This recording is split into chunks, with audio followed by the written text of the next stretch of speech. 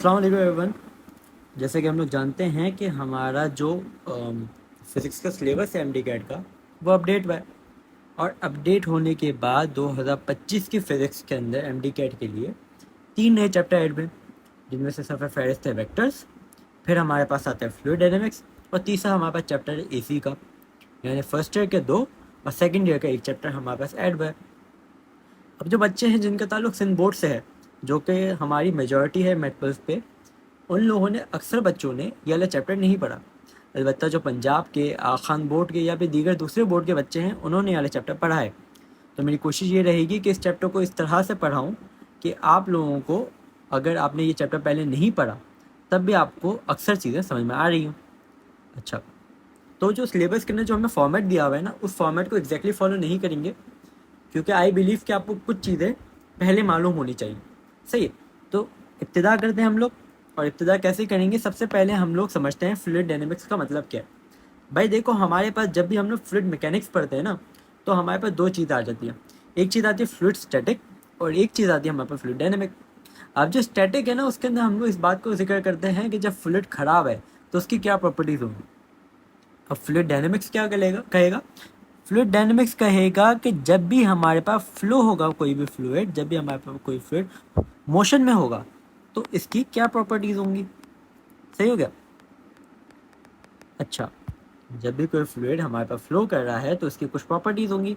ये चीज़ हमें बताएगा हमारा फ्लूइड डायनेमिक्स। अच्छा, अब सबसे पहली बात यह है कि हमारे पास फ्लूइड कहते किसे हैं। फ्लूइड के जो पहले 2 लेटर्स हैं एफ फ्लो के 2 पहले लेटर से मिलते हैं एफ। तो बेसिकली कोई भी ऐसा मटेरियल जो कि अपने अंदर ये सलाहियत रखता है कि वो बह जाए, उसको हम लोग कहते हैं फ्लूइड। जिसके अंदर हमारे पास गैसेस और लिक्विड आता है,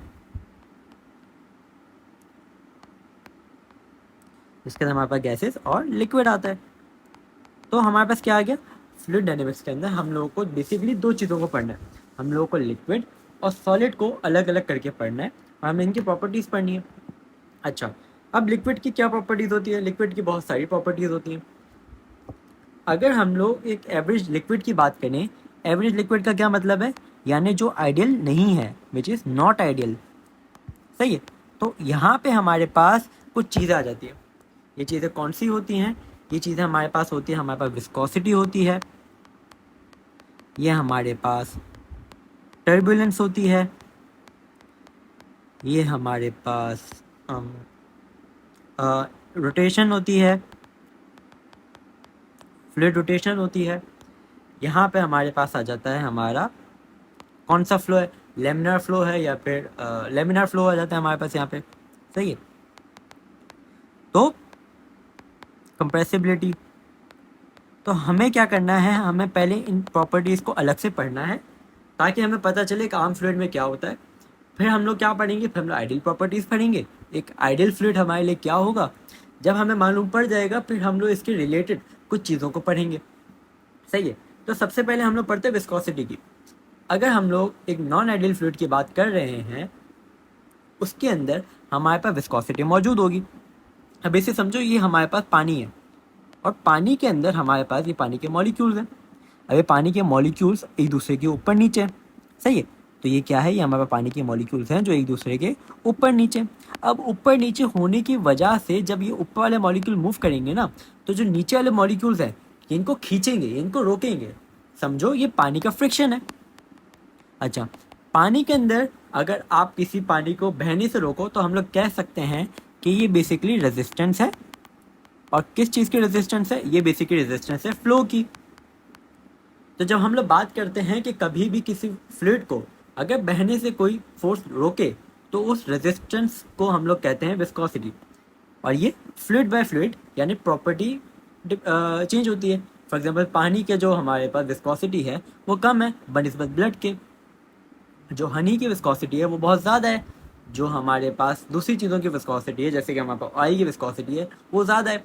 तो ये property from material to material change होगी, from fluid to fluid change होगी।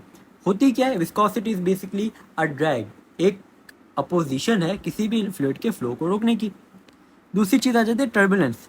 टर्बुलेंस बेसिकली क्या होता है कि हमारे पास फ्लूइड अपना अच्छा खासा रास्ते में जा रहा है, और कोई ऐसी वजह आ गई, कोई हमारे पास ऐसी इंस्टेंट टर्न आ गया, हमारे पास कोई अचानक से कोई खड्डा आ गया, कोई बम्प आ गया, जिसकी वजह से जो फ्लूइड का फ्लो है ना वो डिस्टर्ब हो गया।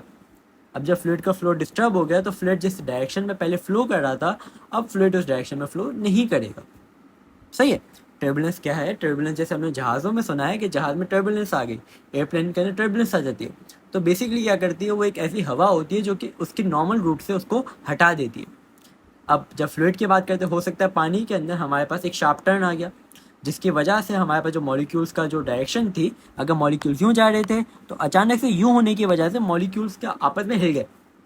सही है। इसकी मिसाल आप किस तरह से लो? इसकी मिसाल इस तरह से लो कि अगर आप गाड़ी चला रहे हो और गाड़ी चलाते हुए आपके पास अचानक से टर्न आ जाता है ना, तो आपने गाड़ी को अगर एकदम से टेढ़ा किया तो अब गाड़ी को स्टेबलाइज होने में मुश्किल होती है। गाड़ी टेढ़ी मेढ़ी होती है, फिर इवेंचुअली स्टेबलाइज हो जाती है। सेम चीज़ होती है टर्बुलेंस की। तीसरी चीज़ रोटेशन। अब देखो, जब फ्लूइड, अगर एक फ्लूइड यूँ मूव कर रहा है और दूसरा फ्लूइड हमारे पास यूँ मूव कर रहा है, तो बेसिकली बीच में एक वर्लपूल बन जाएगा। जब भी fluid with in the fluid हमारे पास एंगुलर मोशन होना शुरू हो जाए, विद इन द फ्लूइड हमारे पास गोल गोल चक्रियाँ बनना शुरू हो जाए, उसको हम लोग कहते हैं फ्लूइड की रोटेशन।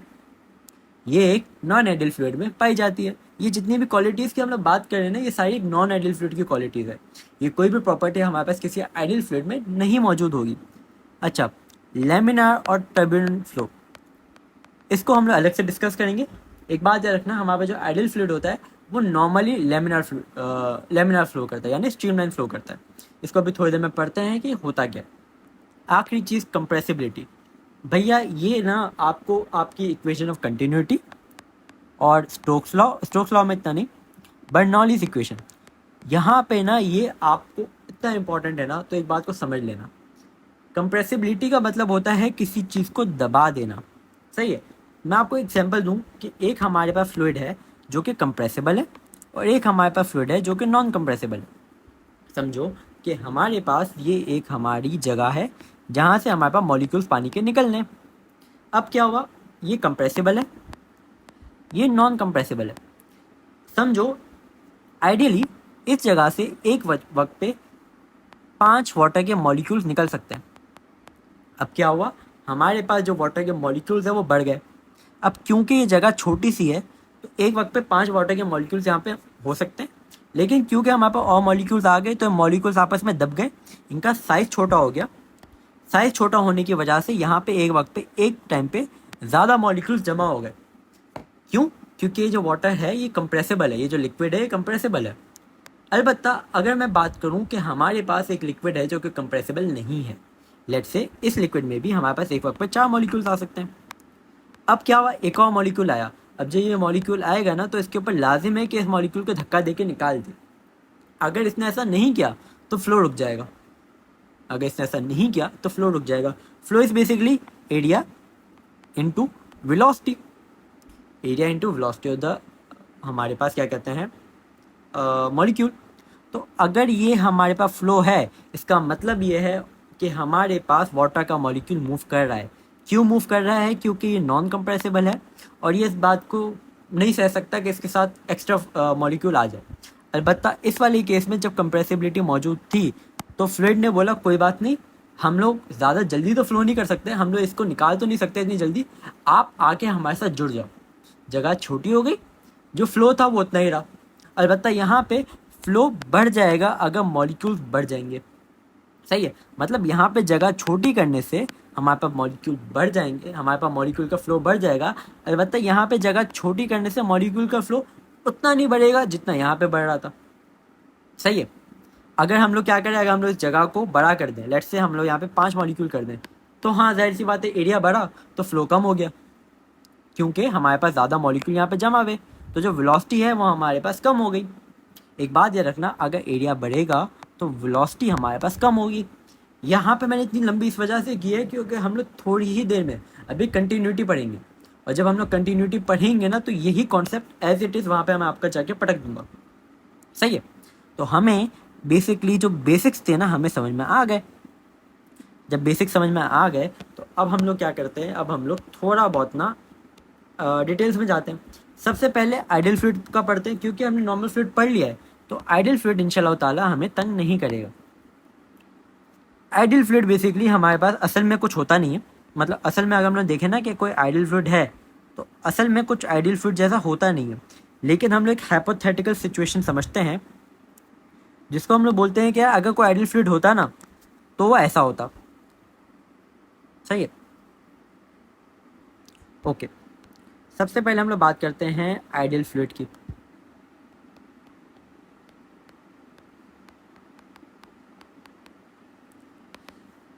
आइडियल फ्लूइड क्या है? आइडियल फ्लूइड एक नॉन कंप्रेसिबल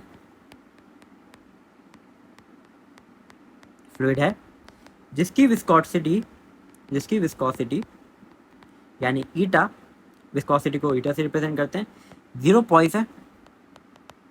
पॉइस हम लोगों का बेसिकली विस्कोसिटी को मेजर करने का यूनिट होता है, और इसके अंदर इंटरनल रोटेशन नहीं होती। सही है, मतलब यहाँ पे हमारे पास जो वर्लपूल्स बन रहे थे वो नहीं बनते, और क्योंकि ये हमारे पास एक 0 विस्कोसिटी नॉन कंप्रेसिबल फ्लूइड है जिसके अंदर वर्लपूल्स नहीं होते, तो बेसिकली यहाँ पे टर्बुलेंस भी नहीं होती, और टर्बुलेंस ना होने की वजह से हमारे पास जो फ्लूइड है वो बहुत आराम से मखमल तौर पे बहता है। इस मखमल तौर पे बहने को हम लोग कहते हैं स्ट्रीमलाइन फ्लो। सही है, इसको हमने कह दिया स्ट्रीमलाइन फ्लो। अब अगला टॉपिक आता है हमारे पास कि भाई स्ट्रीमलाइन फ्लो और टर्बुलेंट फ्लो में फ़र्क क्या होता है। एक चीज़ होती है हमारे पास स्ट्रीमलाइन फ्लो, और एक चीज़ होती है हमारे पास हमारा टर्बुलेंट फ्लो। अच्छा, मैं चाहूँगा कि आप लोग मेरी राइटिंग पे इतना ध्यान ना दें, मेरी राइटिंग बहुत बुरी है। आप लोग सिर्फ कॉन्सेप्ट को समझें, या आपको आपकी बुक में एग्जैक्टली लिखा हुआ मिल जाएगा। मेरा मकसद यहाँ पे ये है कि जब मैं आपको पढ़ाऊँ तो आपको कॉन्सेप्ट समझ में आना चाहिए, और कॉन्सेप्ट एमडीकैट में बहुत इंपॉर्टेंट है, स्पेशली इस टाइम जब हमारे पास एक यूनिफॉर्म क्वेश्चन बैंक बन रहा है। सही है, ये मेरे से लाइन सीधी नहीं बन रही है। स्ट्रीमलाइन फ्लो इस तरह से समझो कि हमारे पास एक मॉलिक्यूल है जो कि आगे बढ़ रहा है, और इसके पीछे यहाँ पे एक मॉलिक्यूल है, यहाँ पे एक मॉलिक्यूल है, ये अलग अलग मॉलिक्यूल है, ये एक अलग मॉलिक्यूल है, ये एक मॉलिक्यूल है। तो इसको जो मॉलिक्यूल फॉलो कर रहा है ना, इसके पीछे वाला, ये एग्जैक्ट आगे वाले मॉलिक्यूल का पाथवे फॉलो कर रहा है, आगे वाले मॉलिक्यूल का पाथवे फॉलो कर रहा है। सही है, और इसकी जो स्पीड है, इसकी जो वेलोसिटी है इस मॉलिक्यूल की at even any given time, ये हमारे पास कांस्टेंट रहेगी। मतलब अगर हम लोग इस मॉलिक्यूल को उठा के देखें, इस मॉलिक्यूल को उठा के देखें, इस मॉलिक्यूल को उठा के देखें, तो हमारे पास जो वेलोसिटी है वो हमारे pass through out the motion of the fluid constant रहती है। दूसरी बात, पाथवे चेंज नहीं होता। नेचर में ना ऐसे फ्लूइड बहुत कम मिलते हैं जो कि स्ट्रीमलाइन पाथवे फॉलो करते हैं। अच्छा, अब बेसिकली ना अगर आप लोगों को देखना है कोई, तो आप लोग यूट्यूब पे सर्च करो कि हमारे पास लेमिनार फ्लो, क्योंकि इसको हम लोग लेमिनार फ्लो भी कहते हैं। तो आपको दिखेगा कि यार कुछ ऐसा पानी होता है जिसको आप जब देखोगे ना आपको लगेगा वो स्टैटिक है, आपको पानी को देख के लगेगा कि ये स्टैटिक है, मगर ये स्टैटिक नहीं होता। ये इतनी खूबसूरती से अल्लाह सुब्हानहू तआला ने उसको लेमिनार बनाया हुआ होता है कि हमें महसूस होता है कि मूव ही नहीं हो रहा, बट असल में वो मूव हो रहा होता है। सेकेंडली हमारे पास आ जाता है हमारा टर्बुलेंट फ्लो। अभी जो टर्बुलेंट फ्लो है ना, ये नेचर में ज़्यादा पाया जाता है। क्यों? क्योंकि नेचर के अंदर ना हर सरफेस आइडियल नहीं होती। सरफेसेस के अंदर शार्प टर्न्स होते हैं, सरफेसेस के अंदर हमारे पास बेसिकली डायमीटर खुदरा होता है, जिसकी वजह से हमारे पास वर्लपूल्स बनते हैं, हमारे पास इंटरनल रोटेशंस होती हैं, हमारे पास टर्बुलेंसेस होती हैं, और ये हमारे पास बेसिकली जो फ्लो होता है ना, इसको एब्रप्ट कर देती है। जब ये फ्लो एब्रप्ट हो जाता है तो हमारे पास जो लेमिनर जो स्मूथनेस होती है वो ख़त्म हो जाती है। तो जब एग्जामिनर आपसे पूछेगा कि भैया ये बता दो कि हमारे पास नेचर में जो अक्सरियत है वो लेमिनार फ्लो की है या फिर वो टर्बुलेंट फ्लो की है, तो आपने बोलना है भाई टर्बुलेंट फ्लो की है। और वजह इसकी ये है कि नेचर के अंदर हमारे पास जो सरफेसेस होती हैं वहाँ पे शार्प टर्न्स भी होते हैं, वो अनइवन भी होती है, वहाँ पे टर्बुलेंसेस भी होती है, और जो एक नॉर्मल फ्लूइड होता है वो हमारे पास आइडियल नहीं होता। आइडियल ना होने की वजह से उसके अंदर वर्लपूल भी बन जाते हैं। तो जब वर्लपूल बन जाते हैं, ये सब कुछ होता है, तो हमारे पास जो मोशन होता है बॉडी मॉलिक्यूल्स का वो विग्रस हो जाता है। विग्रस होने की वजह से कहीं पे वेलोसिटी ज़्यादा होती है, कहीं पे वेलोसिटी कम होती है, कहीं पे अगर ये एक पाथवे ले रहा है तो कहीं पे ये दूसरा पाथवे ले लेता है। तो टर्बुलेंट और लैमिनार फ्लो में फ़र्क क्या है? Laminar flow usually ideal fluids के अंदर पाया जाता है, नॉर्मल फ्लूइड के अंदर भी पाया जा सकता है। कंडीशन क्या है? Zero turbulent, zero internal rotation और हमारे पास जो फ्लो हो वो बहुत स्मूथ हो। जबकि टर्बुलेंट फ्लो अक्सरियत पाया जाता है और इसके अंदर बेसिकली हमारे पास जो हमारे पास क्या कहते हैं डायरेक्शन होती है वो हर मॉलिक्यूल की अलग हो सकती है और वेलोसिटी का कांस्टेंट रहना कोई शर्त नहीं। जैसे हमारी जो बॉडी है ना, हमारी बॉडी का ना ब्लड होता है और ब्लड आर्टरी से गुजरता है, आर्टरी से गुजरता है, वेन से गुजरता है, कैपिलरी से गुजरता है, वेन्यूल से गुजरता है, एट्सेट्रा एट्सेट्रा एट्सेट्रा। तो अब जब हमारे पास जो ब्लड है वो इन सब चीज़ों से गुजर रहा है तो क्या हमारे पास आर्टरी सीधी है? ऐसे नहीं, आर्टरी के अंदर कभी यूँ हो जाती है, कभी यूँ हो जाती है, कभी वेन यूँ हो जाती है। इसकी वजह से, इन शार्प टर्न्स की वजह से होता ये है कि हमारा जो ब्लड होता है वो हमारे पास टर्बुलेंट फ्लो जाहिर करता है। सही है, यहाँ तक समझ लिया हम लोगों ने। अब हम लोग आगे बढ़ते हैं। अब हम लोगों को कुछ चीज़ें पता होनी चाहिए। हम लोगों ने देख लिया कि भाई हमारे पास जो विस्कोसिटी है ना वो एक ड्रैग फोर्स है जो फ्लूइड के अंदर लगती है, वो फ्लूइड के अंदर ना फ्लूइड को मूव करने से रोकती है। अब बेसिकली आप लोगों ने अगर कभी देखा हो, सही है, तो जो पैरा ट्रूपर्स होते हैं, जो पैरा ट्रूपर्स होते हैं, अच्छा पहले मैं इस टॉपिक की इंट्रोडक्शन आपको बता दूं। ये हम लोग पढ़ रहे हैं टर्मिनल वेलोसिटी।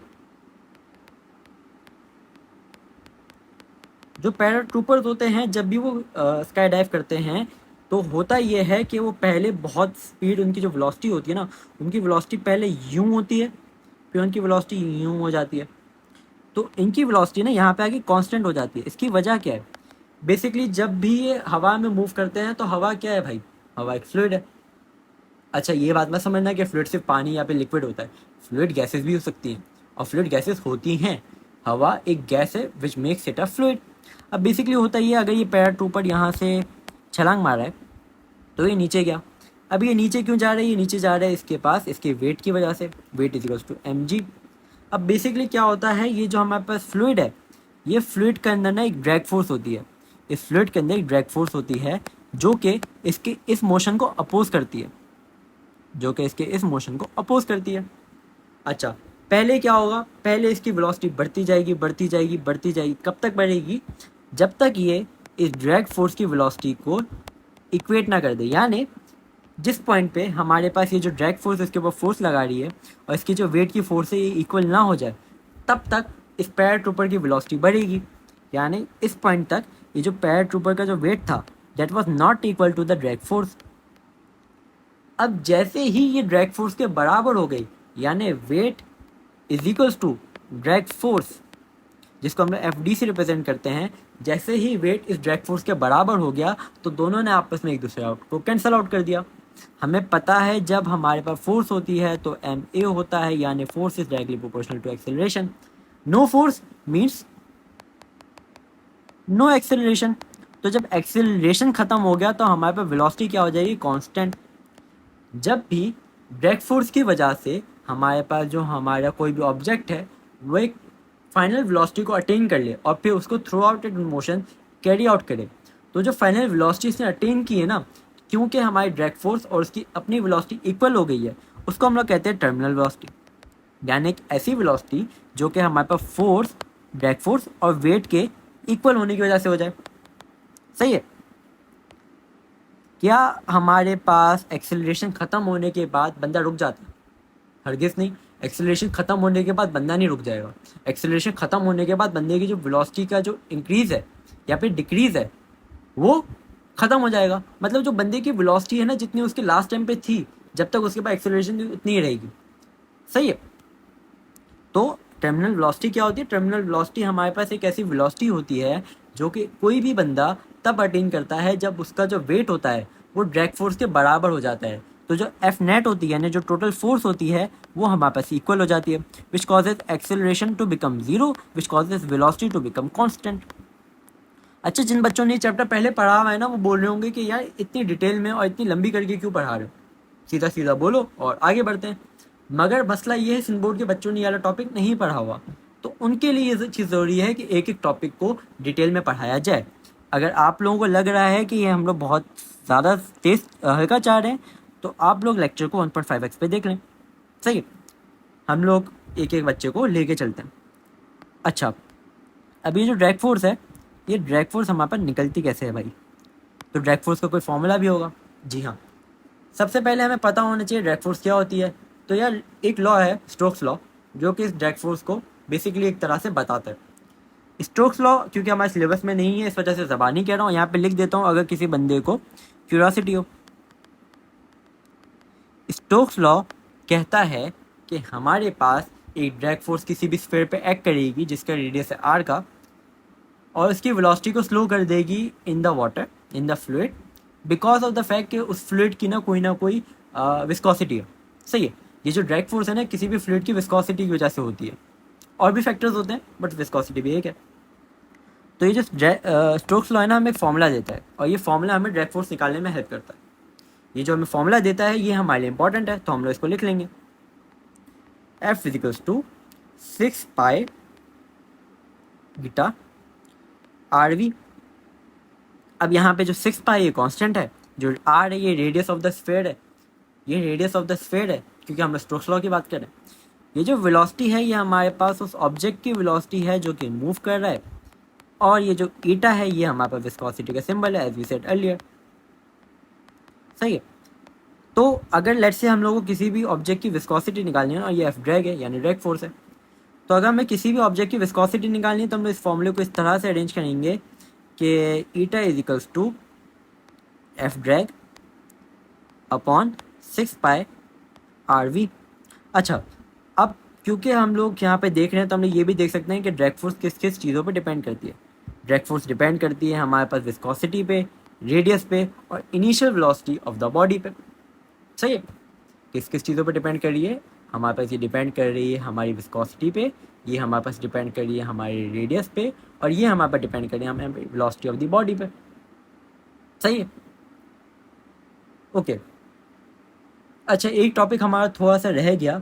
वो टॉपिक कह रहा था कि आप हमें बता दो कि जब कोई भी बॉडी एक हाई वेलोसिटी को अटेन करती है तो ऐसा क्यों होता है कि उस बॉडी की जो हमारे पास जो फ्लो होता है वो टर्बुलेंस लेमिनार से टर्बुलेंट हो जाता है।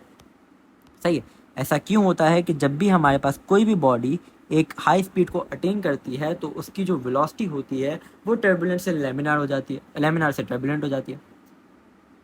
तो जैसे ही कोई भी बॉडी, आप अगर आप में से कोई गाड़ी चलाता है ना तो उसको एक बात पता होगी कि जैसे जैसे हमारी गाड़ी में स्पीड बढ़ती है ना तो स्टीयरिंग व्हील का जो इम्पैक्ट होता है ना वो बढ़ जाता है। इसको आप इस तरह से समझो कि अगर आपकी स्लो स्पीड है और आपने स्टीयरिंग व्हील को हल्का सा रोटेट किया तो क्या होगा, हल्का सा रोटेट करने की वजह से जो स्टीयरिंग व्हील है हमारे पास हल्का सा टर्न लेगा। लेकिन जैसे ही आपकी वेलोसिटी बढ़ गई तो हल्का सा टर्न भी आपकी जो गाड़ी को है ना वो ज़्यादा मूव कराएगा। सही है, सेम फिनोमेना हमारे पास वाटर में होता है या फिर किसी भी फ्लूइड में होता है। अगर मैं वाटर बोलूँ इसका मतलब आपने फ्लूइड समझना है, ठीक है। जब भी मैं किसी भी गाड़ी को तेज़ मूव करा रहा हूँ तो हमारे पास हल्का सा टर्न ज़्यादा इफेक्ट दे रहा है। सिमिलरली एक हाई वेलोसिटी हल्के से टर्न की वजह से भी हमारे पास high turbulence, high internal rotation हो जाती है। जब ये चीज़ें बढ़ जाती हैं तो हमारे पास जो फ्लो होता है वो हमारे पास लेमिनार से टर्बुलेंट में चले जाता है। ये गाड़ी वाली मिसाल याद रखना, कभी नहीं भूलोगे।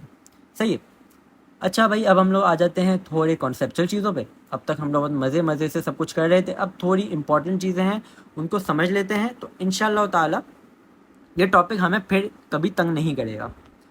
तो भाई हम लोग समझते हैं सबसे पहले इक्वेशन ऑफ कंटिन्यूटी को, जिसका फॉर्मूला हम लोगों को याद है। इसका फॉर्मूला होता है A1V1 इजिकल्स टू A2V2। ये हमारे पास निकला है फ्रॉम आवर ये फॉर्मूला हमारे पास निकला है कंजर्वेशन ऑफ मास से।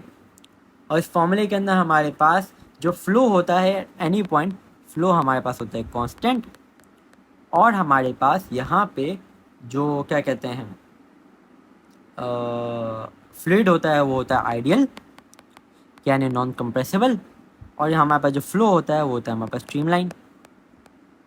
ये कुछ चीज़ें पॉइंटर्स में आपको याद रखनी है, हो सकता है MCQ से डायरेक्ट आ जाए। सही है, अच्छा इसको समझने से पहले ना हम लोग काम करते हैं, हम लोग थोड़ा सा रिव्यू कर लेते हैं हमने जो अभी थोड़ी देर पहले पढ़ा था इंट्रोडक्शन के अंदर। क्योंकि वो डायरेक्टली रिलेटेबल है हमारे पास यहाँ पे। तो अगर हम लोग वो पढ़ लेंगे तो हम लोगों को आसानी हो जाएगी समझने में कि हम लोग आगे क्या समझने वाले हैं। पहले मैं डायग्राम बना दूँ थोड़ी सी।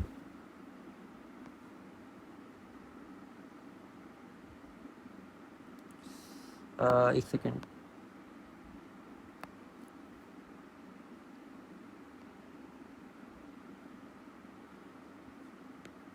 सही।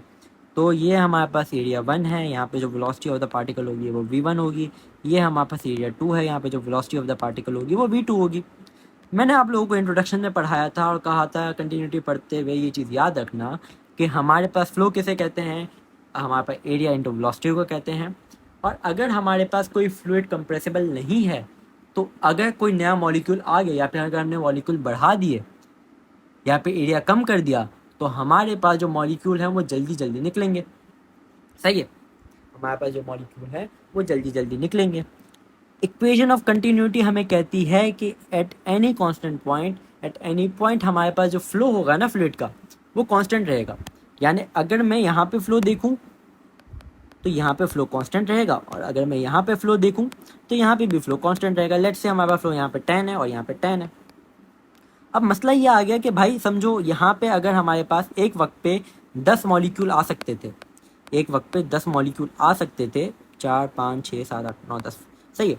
और हर मॉलिक्यूल की जो स्पीड थी वो थी 2 मीटर पर सेकेंड, 2 मीटर पर सेकेंड। और जो एरिया था यहाँ पे था हमारे पास 5। अब 5 एरिया होने की वजह से एक वक्त पे 2 मॉलिक्यूल आ सकते थे, यानी हर सेकेंड हमारे पास अगर 2 मॉलिक्यूल निकालते तो हमारे पास फ्लो कितना बन जाता, 10। अब यहाँ पे एरिया ज़्यादा है, लेकिन अब क्योंकि हमारे पास एरिया ज़्यादा है तो ज़्यादा मॉलिक्यूल ऑक्यूपाई हो सकते हैं, ज़्यादा मॉलिक्यूल हमारे पास एक वक्त पे निकल सकते हैं, तो वेलोसिटी इतनी ज़्यादा बढ़ाने की ज़रूरत नहीं पड़ी। लेकिन क्योंकि हमें फ्लो यहाँ पे भी उतना ही रखना है और एरिया कम है, लेट से एक वक्त पे हमारे पास सिर्फ और सिर्फ 4 मॉलिक्यूल जमा हो सकते हैं, सही है। तो हमें जल्दी जल्दी इन मॉलिक्यूल्स को निकालना है, हमें जल्दी जल्दी इन मॉलिक्यूल्स को निकालना है। अब जल्दी जल्दी इन मॉलिक्यूल्स को निकालने के लिए हम लोग एरिया तो बढ़ा नहीं सकते, तो अब हमें नेक्स्ट बेस्ट थिंग करनी पड़ेगी, हमें वेलोसिटी बढ़ानी पड़ेगी। तो लेट्स से अगर हमारे पास यहाँ पे एरिया 2 है तो हम लोग एक वक्त पे अगर 5 मॉलिक्यूल्स को निकालें, मतलब 5 हमारे उनकी वेलोसिटी रख दें 5 मीटर पर सेकेंड को, तो हमारे पास जो फ्लो होगा यानी ए बी होगा वो इक्वल हो जाएगा। अब यहाँ पे नॉन कंप्रेसिबल होना क्यों इंपॉर्टेंट है? नॉन कंप्रेसिबल होना इस वजह से इंपॉर्टेंट है क्योंकि अगर हम लोग कंप्रेसिबिलिटी वाली शर्त को हटा दें, यानी अगर हम लोग आइडियल फ्लूइड की शर्त को हटा दें, तो हो सकता था कि यहाँ पे एक वक्त पे ज़्यादा मॉलिक्यूल अकोमोडेट हो, जिसकी वजह से हमारे पास जो फ्लो हो वो एक तरह से स्टेबल हो जाए। मगर क्योंकि जो हमारे पास जो मॉलिक्यूल्स हो एक वक्त पे ज़्यादा जमा हो जाए, जिसकी वजह से हमारे पास जो वेलोसिटी हो इतनी ना बढ़े। मगर क्योंकि हमारे पास जो फ्लूइड है उसके जो मॉलिक्यूल्स हैं वो कंप्रेसिबल नहीं हैं, वो इस बात पे कॉम्प्रोमाइज़ करते ही नहीं है, तो भाई ये होगा कि वो बोलेंगे हमारे पास नया मॉलिक्यूल आया अब जाओ, तो वेलोसिटी बढ़ जाएगी। तो हम लोग कहते हैं कि इक्वेशन ऑफ कंटिन्यूटी कहती है कि एट एनी गिवन पॉइंट हमारे पास जो फ्लो होगा वो इक्वल होगा, कांस्टेंट होगा। कैसे कांस्टेंट होगा? एरिया बढ़ाने से इसका जो डिफेंस मैकेनिज्म होगा वो होगा वेलोसिटी कम कर दो, या फिर वेलोसिटी बढ़ाने से जो डिफेंस मैकेनिज्म होगा वो होगा एरिया कम कर दो, सही है। इन बोथ कंडीशंस हमारे पास A1 V1 will be equal to A2 V2। मसला ये है कि एमडी कैट में इतना डिटेल में पूछते नहीं है, तो ये जो इंपॉर्टेंट हेडिंग में मैंने चीज़ें लिखी है ना, आपने इनको डेफिनेटली याद करना है। और कॉन्सेप्ट ये रखना है कि भाई सिंपल दिस कि एरिया वॉल्यूम एक दूसरे को बेसिकली क्या कह सकते हैं हम लोग, कंपनसेट करते हैं। एरिया बढ़ गया वॉल्यूम कम हो गया, एरिया बढ़ गया वेलोसिटी कम हो गई, वेलोसिटी बढ़ गई एरिया कम हो गया, in order to maintain the rate of flow. सही हो गया? अगर यहाँ तक आप लोगों को बात समझ में आ गई है तो हम लोग आगे बढ़ते हैं with our last topic, that is the Bernoulli's equation. अब बर्नौलीज इक्वेशन भाई होती क्या है, बर्नौलीज इक्वेशन हमें बोलती क्या है? तो बर्नौलीज इक्वेशन हमें क्या कहती है, अगेन बर्नौलीज इक्वेशन को समझने के लिए भी हमें ये एक अजम्पशन रखनी है कि जो फ्लूइड है ये हमारे पास आइडियल है एंड ये हमारे पास स्ट्रीमलाइन है, सही है। बर्नौलीज इक्वेशन बोलती है कि एट एनी गिवन पॉइंट हमारे पास जो पोटेंशियल एनर्जी होगी, जो काइनेटिक एनर्जी होगी, जो प्रेशर होगा, वो हमारे पास इनका सम यानी sum of this will be equal at any given point. समझना है आपको ये बात? इसका मतलब ये हुआ कि एट एनी गिवन पॉइंट हमारे पास जो हमारा प्रेशर, हमारे पास जो काइनेटिक एनर्जी, हमारे पास जो हमारी पोटेंशियल एनर्जी, आप अगर लेट्स से हमारे पास फ्लूइड यहाँ पे और यहाँ पे दोनों के दरमियान हाइट का डिफरेंस है, ये हाइट 1 पे है, ये हाइट 2 पे है, यहाँ पे प्रेशर 1 है, यहाँ पे काइनेटिक एनर्जी 1 है, यहाँ पे पोटेंशियल एनर्जी 1 है, यहाँ पे पोटेंशियल एनर्जी 2 है, यहाँ पे काइनेटिक एनर्जी 2 है, यहाँ पे प्रेशर 2 है। सही है? तो यहाँ पे एंड यहाँ पे हमारे पास जो इन तीनों का सम होगा वो इक्वल होगा। अब ये क्यों इक्वल होगा? ये इक्वल होगा due to work energy theorem, जो आपने वर्क पावर एनर्जी में पढ़ा होगा।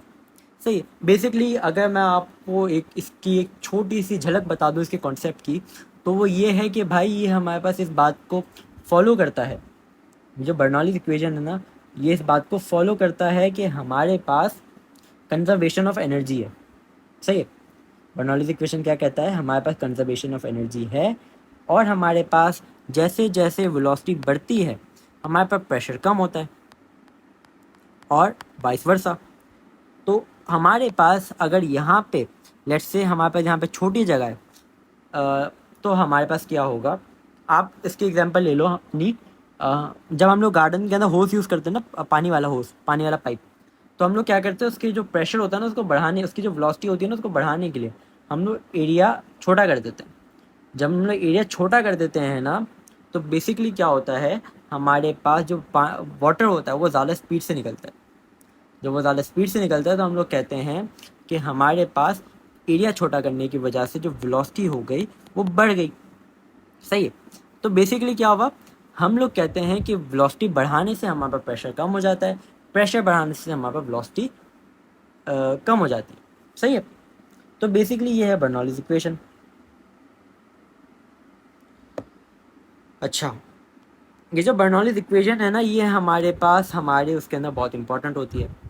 कहाँ पे इंपॉर्टेंट होती है? हमारे पास इंपॉर्टेंट होती है ब्लड प्रेशर देखते हुए। क्यों? क्योंकि हमें पता है कि कहीं पे भी अगर स्टेनोसिस हो जाए, अगर आप लोग स्टेनोसिस से वाकिफ़ नहीं हैं तो बेसिकली छोटा हो जाना किसी वॉल्व का, किसी आर्टरी का, किसी वेन का छोटा हो जाना, उसके डायमीटर का छोटा हो जाना स्टेनोसिस कहलाता है। तो जब वो आर्टरी, वेन या फिर क्या कहते हैं वॉल्व छोटा हो गया ना, उसकी जो एरिया है वो छोटा हो गया, तो एक वक्त पे हमारे पास जो ब्लड का जो फ्लो होगा ना, वो हमारे पास ब्लड का फ्लो उतना ही रहना है।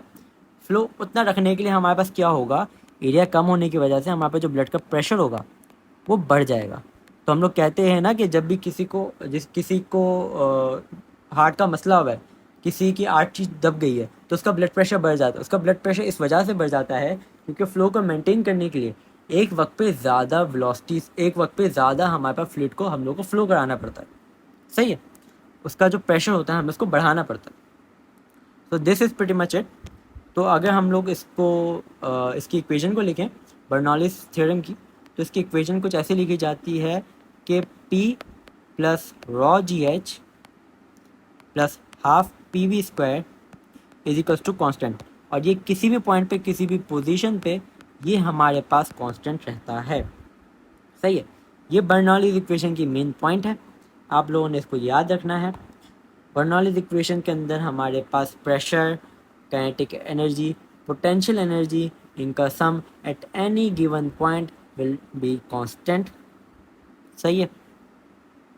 Simple as that. इसके आगे हम लोग को ऐसा कुछ मालूम नहीं होना चाहिए।